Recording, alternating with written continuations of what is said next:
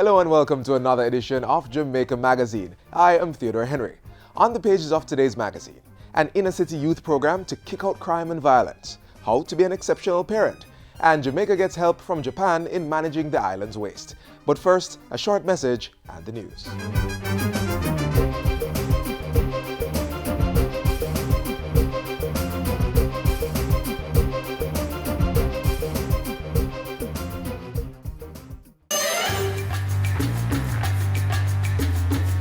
When using an automated banking machine ABM, ensure the machine is in a location you are comfortable with, and when you enter, be sure to close the door. Examine the machine before you insert your debit card, and never enter your card if the machine has a suspicious device attached to it. More important, don't allow strangers to assist you in conducting a transaction. And remember, treat your debit card like cash. Keep it in a safe place.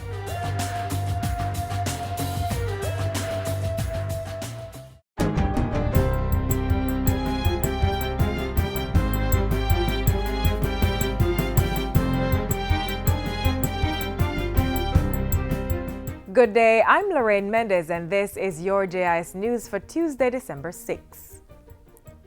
Government will be signing a social partnership agreement with representatives of the opposition, private sector, trade union and civil society tomorrow.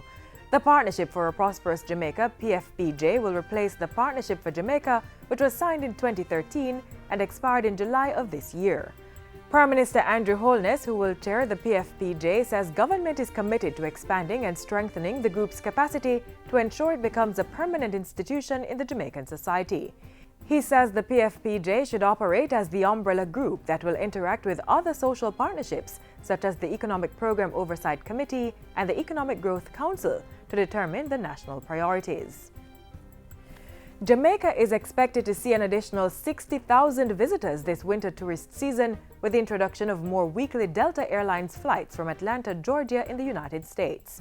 The arrangement is the result of a partnership by Delta Vacations and Turismo Excursions based in Mexico. The announcement was made at a press conference held at the Sangster International Airport on December 1, where Turismo's locally based representatives were on hand to greet the first set of visitors. The winter tourist season officially starts next week. The Ministry of National Security is providing training to equip policemen and women with the tools to recognize, deal with, and respond to domestic violence. This is in light of statistics which show that approximately 37% of murders committed in Jamaica stem from domestic incidents. And if we can cut that into 10% by a quarter, we would have made significant progress. The National Security Minister was addressing a domestic violence conflict resolution training session at the Jamaica Conference Center on December 1. Reports indicate that while women are the primary victims, a growing number of men are also suffering from domestic violence. The training, therefore, is tailored also to assist police personnel in providing gender-neutral responses to victims. And when they turn up, many times, they are laughed at and called mama, man, and all those things. And the issue is not being properly addressed. To help address this and other issues, he again assured that conflict resolution personnel would be assigned to police stations across the island. The Ministry of Education, Youth and Information will be rolling out its revamped National Values and Attitudes campaign next year. The campaign will promote good role models for children in school and the community. That will involve appointing values and attitudes champions in schools and other organizations and engaging parents and the wider public using traditional and new media. Studies in several countries, including Jamaica, have shown that where parents take an active interest in their child's schoolwork by being involved with the school, by keeping with what's happening, the child tends to be much better motivated and do much better academically. Minister Ruel Reid was speaking at a parents' exposition on December 2.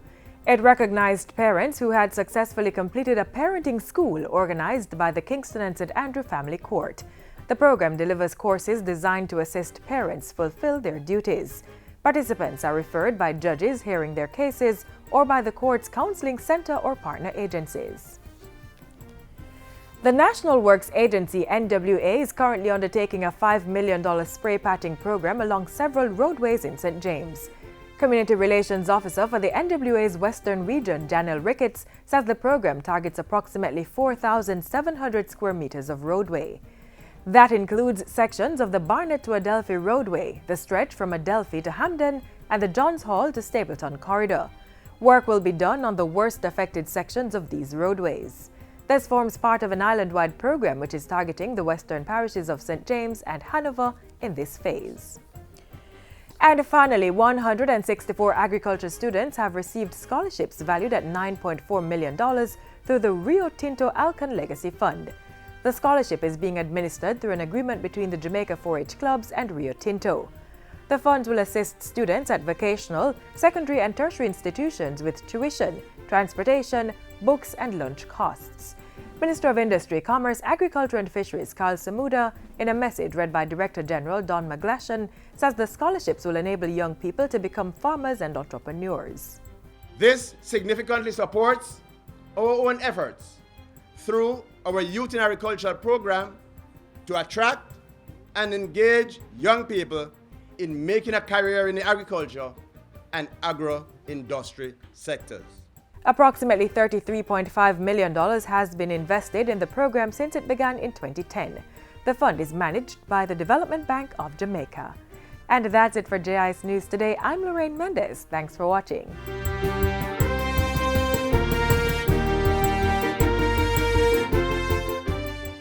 If the call centers in Jamaica have to shut down, you know how many people would lose their work?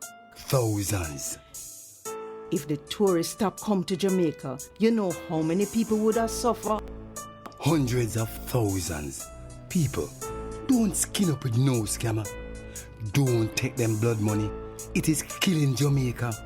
Help put them away. Silence brings violence. A message from the Ministry of National Security. Did you know that boxing can be used to help reduce crime? Well, a program is now underway in the inner city using boxing, among other activities, to help at-risk youth stay away from criminal activities. Stay with us to learn more.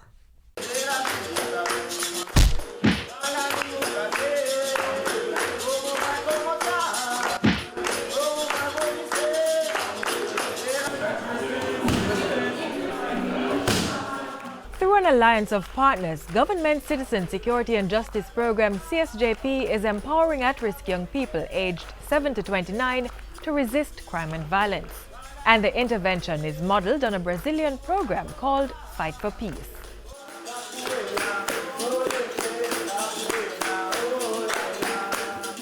Fight for Peace is an NGO that uses boxing and martial arts as well as a holistic set of services for young people to help get young people that are living in violent communities out of crime and violence and into more positive life outcomes. In this local version, dubbed Kick Out Crime and Violence, youth in 6 inner-city communities are engaged in personal development based on 5 pillars: boxing, martial arts, education, employability, youth support services, and youth leadership. Support to carry out the program has been boosted by a recent $20.7 million grant from the United Kingdom Department for International Development, DFID. It's allowing CSJP and its partners to implement the project in the communities of Hannahtown, Denhamtown, Trenchtown, Fletcher's Land, Parade Gardens, and Tivoli Gardens in Kingston. Throughout the week, youngsters in these communities are exposed to boxing, wrestling, and taekwondo classes, which are not just fun, but are also instilling discipline, self-esteem, confidence, and the strength to resist negativity, regardless of the circumstances. It also teaches them to control their physical aggression and to use that aggression smartly, because the thing about these sports is that it's not necessarily the strongest person who wins, it's the person who has the most control over his or her physical strength. And so that has been proven to be a really effective bridge in teaching them about self-control in general. If you learn to control yourself in the sport, it's easier for you to learn how to control yourself in life. Tell me guys, how would you define communication? So what is the interaction between 2 or more persons? Interacting anyway, we don't even have to use words. We don't have to use sign language or have meaning to words. Body language, gesture, gesticulation, and all those things, right? Or the act and the process of using words, sound, sign, or behavior to express or exchange information. This social intervention program, which started in May 2016, is being jointly delivered in Jamaica using a network of social development partners already involved with youth development, including the Social Development Commission.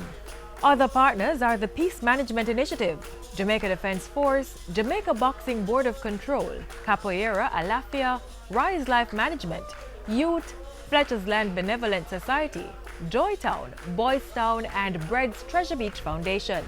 Well, working with the partners that are a part of the Fight for Peace network, we asked them to refer young people to us who they were already relating to in some way. So either it was a young person that was in one of their programs, but they don't think that the program was working as effectively for that young person, or somebody who had just dropped out of their program, or somebody that was kind of on their radar to come into another program. The various groups meet at the JDF Up Park camp on Saturdays for the training session. This is an opportunity, not just for us at the ministry, to really hold hands with you, Fight for Peace and DFID, as we engage our youth and empower our youth to become the ambassadors and the messengers in their communities.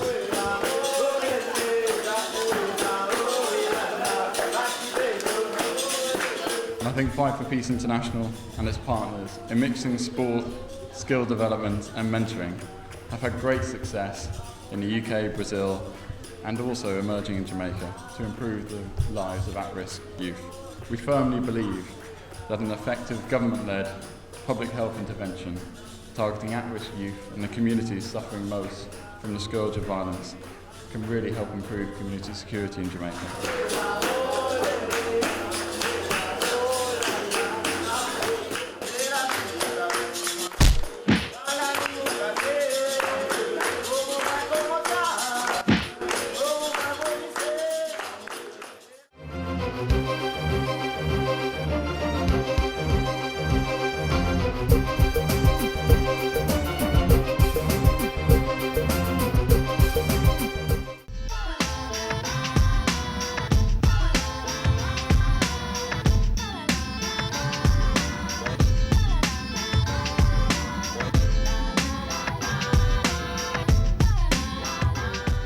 Good parent is a person who grow the child up the right way, a responsible person, a person who fear God and do the right thing.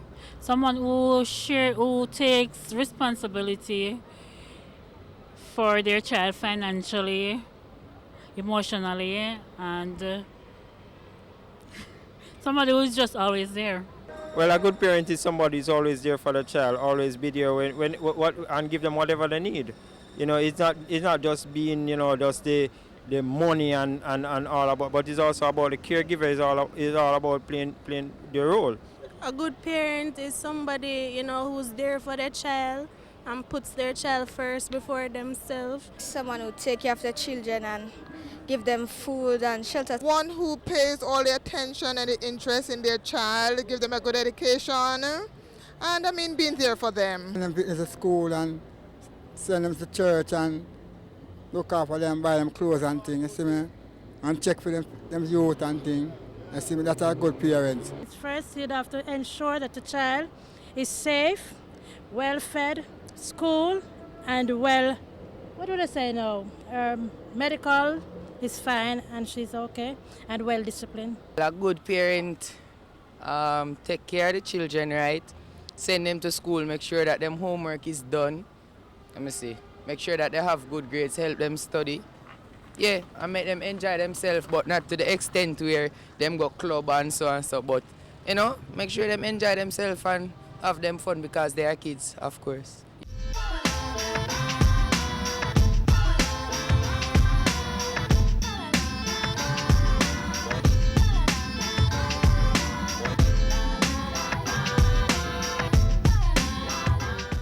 How much do you know about your children?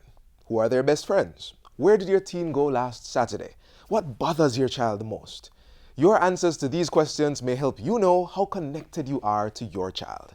Stay with us as we explore what it takes to stay connected. What comes to mind when you think of an excellent parent? Well, excellent parenting is a combination of a bit of all of these and much more.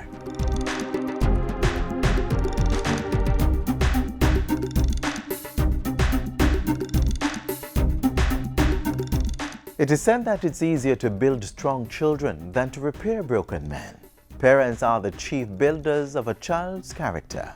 The manner in which a parent adds each block during the various stages of a child's life, from infancy to young adulthood, will help determine whether or not that child's structure remains firm throughout his or her lifetime. And as with building any firm structure, exceptional parenting begins with a plan. In fact, an exceptional parent is one who has a plan for their child, one who is intentional, one who schedules, and one who seeks out support. And those are the ideas that guide exceptionalism in parenting. It is a parent who understands that they are not just called to be parents, but they're called to be effective in what they do. Andre Miller is the interim head of the National Parenting Support Commission, NPSC, which is responsible for helping caregivers parent effectively. He identifies 4 characteristics of an exceptional parent. You want to nurture the intellectual capacities of your child or your children. So recognize that they are bright. Recognize that they have the capacity to do anything and everything. Their brains are elastic, and so it can stretch. In staying connected, it's important for you to recognize your child's achievements. So every time the child moves from 10% in math to 12% in math, recognize that incremental adjustment and honor it and reward it. Encourage the children to participate in extracurricular activities. So the ISCF, the Students' Council, be a part, be involved, because in empowering your child via these clubs, you'll find that they build their leadership capacities, which helps in critical decision making in the teenage years. So the child will not want to take on maladaptive behaviors because they understand the role that they play. Structure is very important, especially in the adolescence years, the teenage years. As the child forms his or her own identity, you will find that they will push the envelope. So they'll want to go to parties. They will want to stay out a little later than usual. They'll want to talk on the cell phones beyond 2 o'clock in the morning. It is important for parents to understand that these are the little things that will help to shape them. So it's important for you to say to your child and guide your child in using the cell phone wisely. So if you stay up until 2 o'clock, that will have a deleterious impact on your performance the following day. If you stay out late at parties, it will have an impact on you. One of the NPSC's programs which provides this kind of guidance is the Parent Mentorship Program. It's community-based, and what I like about it is that it uses parents. So it's peer-to-peer support. They go into communities, they bring resources into their communities. A lot of time parents are afraid to go out to look help. So if the help comes to them, they will take it. And our parent mentors ensure that. They make them feel comfortable through their home visits. They also have chaperoneship for their children. So no longer will you find children hanging out by themselves without supervision, because we have to ensure that our children are safe in their own inhabitant, and the community has to be the persons who take care of them. And so one of the things we push under the mentorship program as well is a development of a community of care. So, parenting a child, especially during the adolescent years, is said to be a lot like flying a kite. You release more string for each year they grow until they are able to fly confidently on their own. But throughout, you're holding onto the end of that string, staying connected. Let's not lose our children to the different forces that may blow them off course. Be an exceptional parent. Stay connected. If you need more information on parenting skills, contact the National Parenting Support Commission at 976-7977.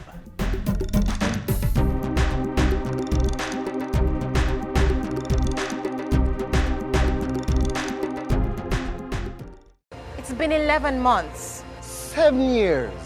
12 years. Since I became the most important person in the world. It's a big responsibility to know that her future is in our hands. I have to tell him and show him that he is my number one. I want to prepare them for life's journey. So as them grow, them know the difference between right and wrong. I gotta make sure I keep him out of bad company.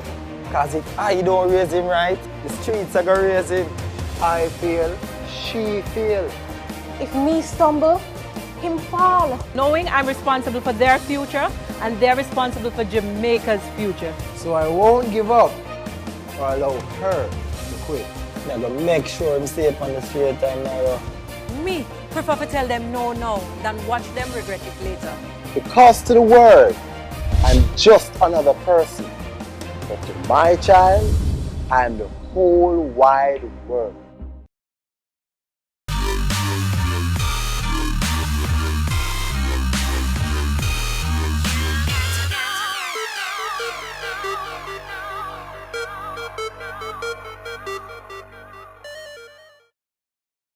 The National Solid Waste Management Authority is working to roll out a new approach to the collection and disposal of garbage with the help of the Japanese government.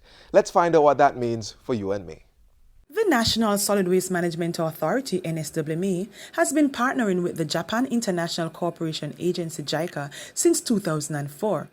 Over this 12-year period, 30 employees from the NSWMA have been to Japan where they received training in areas that included composting, managing recycling facilities, landfill management techniques, sustainable solid waste for CARICOM countries, sustainable waste management for Caribbean islands, solid waste management A, which consists of basic introductory courses, and Solid Waste Management B, which consists of advanced courses. Beneficiaries on return submit a report and a proposal on the subject matter for funding by JICA under their follow-up cooperation facility. One such project is the Solid Waste Reduction through Waste Separation, Waste Diversion and Recycling Pilot Project. The Solid Waste Reduction through Waste Separation, Waste Diversion and Recycling Pilot Project supports one of the main mandates of the National Solid Waste Management Authority, that is to implement programs that will effect behavioral change. So we welcome this initiative.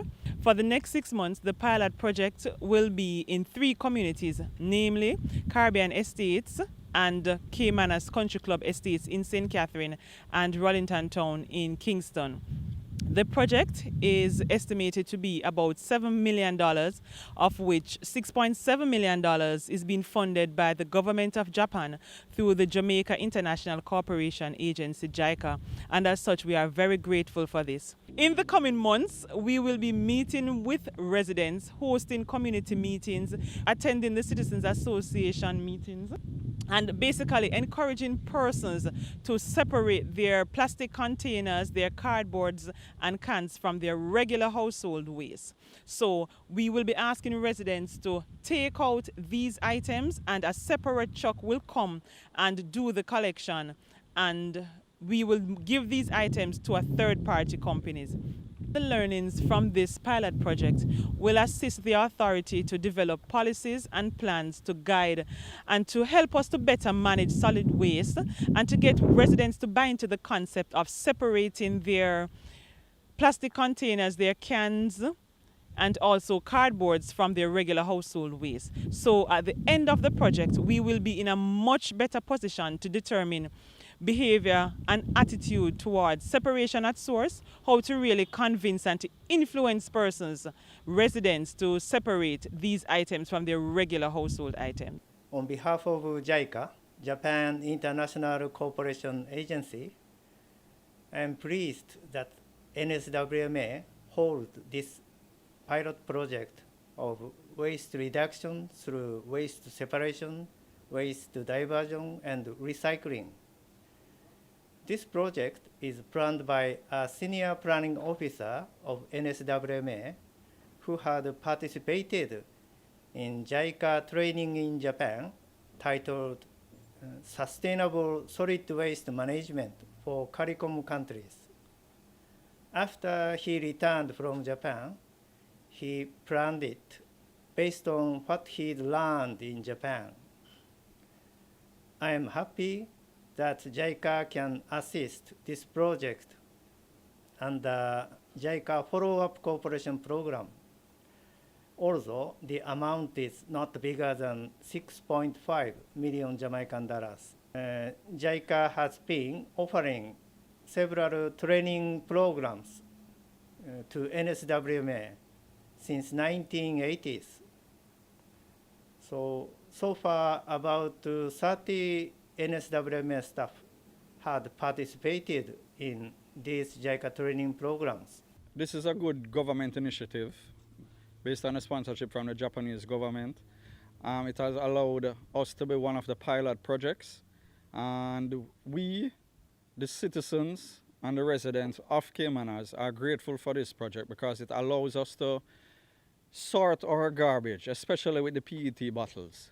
These are a continuous growing source of concern for our garbage collection with regards to blocking our drains and causing havoc on sea life. NSWMA, Solid Waste Management, has given us the bags so that it will encourage residents to carry out their bottles and put them in a central area that will be collected once a week. We will be sensitizing the residents based on the fact that it will encourage us to reduce our solid waste disposal. We are taking up the plastic bottles, which we call the PET bottles, for recycling. So what we do, we separate them from the regular garbage in order to have the community be in a better environment. We have collections at the primary school, the Rallington Town Primary School, at 17 Montego Street, at the fire station, and Arcot Road for now. But we are enlightening the rest of the community people about this project. It will help the community in a vibrant way because less garbage, less bottles being around, seeing that we have the Zika virus around, this will also help to decrease the mosquito-borne disease being harbored around. I think it is a phenomenal first step in the right direction that Jamaica needs to go, engaging the community. Recycling Partners, as you know, fully endorses the program. And as we mentioned, we will continue once your test period is done. We are committed to continue cleaning up those neighborhoods and collecting the bottles. And we'll also use it as a test pilot for other communities that we are hoping to bring on board. Waste separation is the way forward, and the NSWMA, through our partners, is working to make this a way of life for all. Keep we island clean, so clean. From the peaks to the beach, so clean. No dirty up Jamaica, please don't do it. Keep we island clean, so clean. From the peaks to the beach, so clean. No dirty up Jamaica, please don't do it. No dash, no paper, no dash, no plastic. Dispose your garbage responsibly. No know how to recycle, learn it quick. And if you drop it, better pick up every piece of it. Plastics last forever, don't forget the bits. Cause when them touch the street, them end up in the sea. Collect pan the reef where they fish them feed. And when you want seafood, I eat your eat. Keep the island clean, so clean. From the peaks to the beach, so clean. No dirty up Jamaica, please don't do it. No dirty up Jamaica, no dirty up Jamaica, no dirty up Jamaica, no dirty up Jamaica.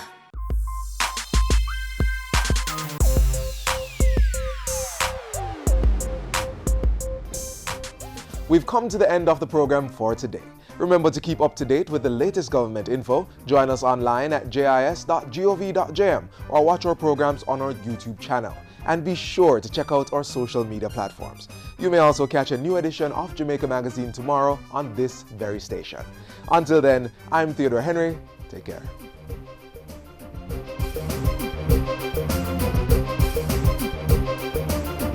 This has been a production of the Jamaica Information Service, the voice of Jamaica.